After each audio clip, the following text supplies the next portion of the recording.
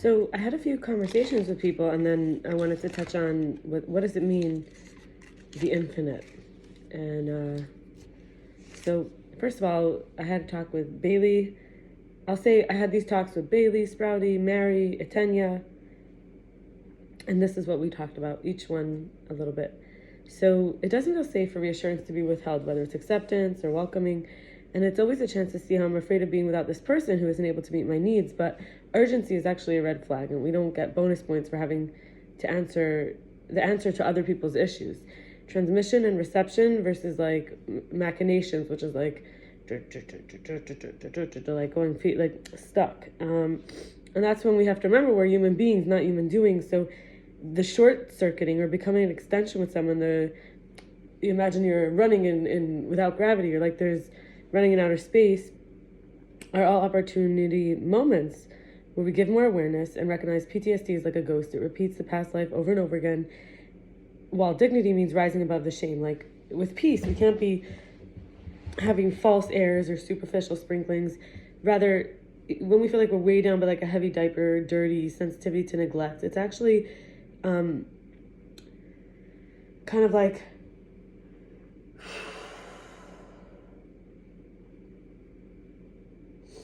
we can't get out of our mess, right? And the tendency for hygiene to diminish when we feel impure and unclean, unforgivable, is actually when we have room for integrating that, we realize our outside will start to match our inside.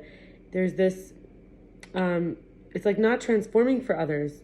Rather, we do it for ourselves. We don't carry the waste. When we're actually healing the issues with legacy, poverty, debts, and trauma shadow, we start to allow the body to act out without judgment, and we start to see, oh, I feel like I'm just carrying too much waste, or I have this like cushion keeping all the waste on me and not being able to let go of it. And actually that's what lets us recalibrate and reverse back gently. When temptation, as it's dying out, it becomes more desperate. It's like, no, don't let me die, I want it so badly, right? I won't be okay without it. But most people really do want security. It's not like this, like so much to give away power, whether it's money, marriage. And could be through possessions or appearances, but our role is what are we engaging in and what are we allowing? And assertion is not anger. So when we don't allow certain things, it doesn't mean we're angry. We just, when we share our happiness, it's about growth. We're not worried about being seen as nice or cool or good company, but rather, we have fruits to offer and we need others. That's a given. But there's a middle path, an even keel. The same face has two other sides, like this side and this side, right? So we don't have to add more fences, or we could touch the fence just for peace. Let's touch the fence just for peace for tonight. We don't have to come over the fence. We could just see that the other side has a different view, seeing the sunset from my side, from your side. We learn to deal without an escape room or a panic room. It's like a refuge, a sanctuary. And being shy about not having something to offer compared to the norm, we could start to see that we can actually appreciate our own developmental challenges. Like why? Like what are we going through? What's going on for us? What's taxing us? And we can let things go and learn for ourselves. We don't always have to be like performing. And there's also different kinds of clothes. There's like yard clothes, like coat clothes, business clothes, show clothes. And this is like the clothing categories also are about, it's like versions of ourselves. Self-expression, and whether we're detail-oriented and inviting, precise, direct, balanced, like different outfits that match the specific situation. And I forgot to mention, one of the people I had these conversations with was Riet. So anyway, the stuckness of old patterns or the old outfits helps us to destabilize more healthily. When we're stuck in a cave, we're caging ourselves. How do we have to appease and nurture our childish reactive, I would say it's my father, emotionally, spiritually immature. But in whatever case, our codependency, loss of self, people-pleasing, punishing kind of owing situation, saying how we feel versus saying things, sharing the fruits is a pleasure. Like, so being able to say, I don't know, or I'm afraid, we might not have had that modeled for us, but we can face ourselves instead of letting the rejections of our own inquiry become more real. So collaborative versus asking someone not to be there is when we recognize which expectations we've been starting with, and then being able to be like recognizing the person as they are is who they are at that moment. we can find surrogates, but it doesn't help for resolution. Like, let's say I keep replacing my father with someone who's childish and reactive, trying to force them to not be childish and reactive, or to keep trying to appease and nurture this person, rather than being upfront, instead of being a negative space, like to take up the room. We don't need to conclude or answer, but instead we need to thank God for bringing the life lessons in a loving package and choose acceptance and welcoming, but it starts first with ourselves. And we don't absorb other people's inadequacies and embarrassments and feelings of unworthiness, handicaps, and failings. When we connect with the infinite, this is not part of the conversations, but this is like from my own studies. I'm learning about, like, I was very exposed to yoga people. We talked about chakras. In Hebrew, we in Judaism, we have the sphirot. The chakras is like a watered down, kind of twisted version of it, but I'll share. So the doorways of transformation open inward with direct experience, sacred action, esoteric teaching, and healing practices.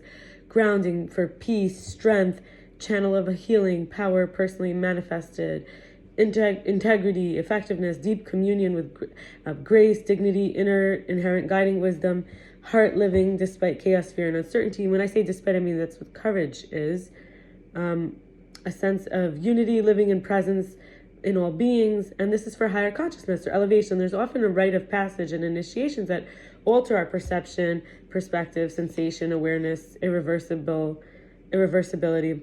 And we have spiritual masters, which are helping us to get toward wholeness. And we can become spiritual masters when we don't need anyone outside of us to change to be whole. So, it could be breaking boundaries, understanding how to work with energy, the field energy, coherence energy, sustainable energy, and to feel safe and secure in all experiences, no matter what, and to support an encouragement of expansion. We call this to be a chassid. In chassidus is like, it's the answer to a lot of what people need. I grew up chassidic. That's chassid means expansion, growth. So we have an inner teacher. Any spiritual master on the outside is pointing us to the inner spiritual master eventually when we're ready. Could take years, could take months, it depends. So that's when we're ready to see for ourselves that there's nothing external responsible for our growth or our happiness. And we let go of the unconsciousness, the economics, the history, the state of mind that can hinder growth. And our body, our heart, our emotions and thoughts, the catalysts impact all because they're more fundamental. So we think of an unveiled sense of divine radiance as really the eternal yearning of the human soul, whose movement we call transformation. And every soul's pressing for closeness with the source of all being. And there's mysterious experiences we have without dogma or doctrine that bring us face to face with the thoughts and self-projections that hide our nature from us, as we can raise our vibration, our state of being higher enough to become free from preconceptions and approach limitlessness, to stay stable no matter what's happening, right? Spiritual mastery. Even while in the body, the spirit is growing. It invests in personal awakening and then global awakening. And so the first 4 gates of the chakras, we have root to heart, which is about connection and grounding with the earth and self, which is strengthening. I don't know where exactly I learned this. Must have been in conversations or from teachers. And trust and community is building, subtle healing energy, which is working, and ego, emotions, individual will, which is exploring, and the heart center of compassion and joy, which is opening. Then the second 5 gates, or the chakras, is the high heart to the transpersonal, understanding. So root to heart is root, then you have the navel, then the solar plexus, and then the heart. And now we're moving the second 5 gates, which is the heart, to beyond the individual. So we have understanding self-created world, which is deepening. Then we have the throat, which is divine within, opening, the nonviolent, clear, and honest communication. So we have the top part of the heart, right? And using voice and sound as a tool, healing, connecting with profound realms and realities, which is how we see, right? Connecting death as a gateway, seeing, again, and moving into the transcendent realm of spiritual, and that's like appreciation. That's like wearing a crown. That's the crown of divinity. And I'll stop here, and I wish you the best. I'm going to make a statement tomorrow. I'm going to pause my regular videos. I'm going to make a statement about the war going on in Israel. And if not tomorrow, then sometime soon. It needs to be said. My voice needs to be heard. I'm saying that in that way to have a butterfly effect, that my voice doesn't need to be heard. My voice will be heard. And so I am decreeing that. So I have to speak to it. So I will make a video about it, God willing, tomorrow, and take a break from the materials I already have prepared. Wish you clarity, wish you connection. Bye.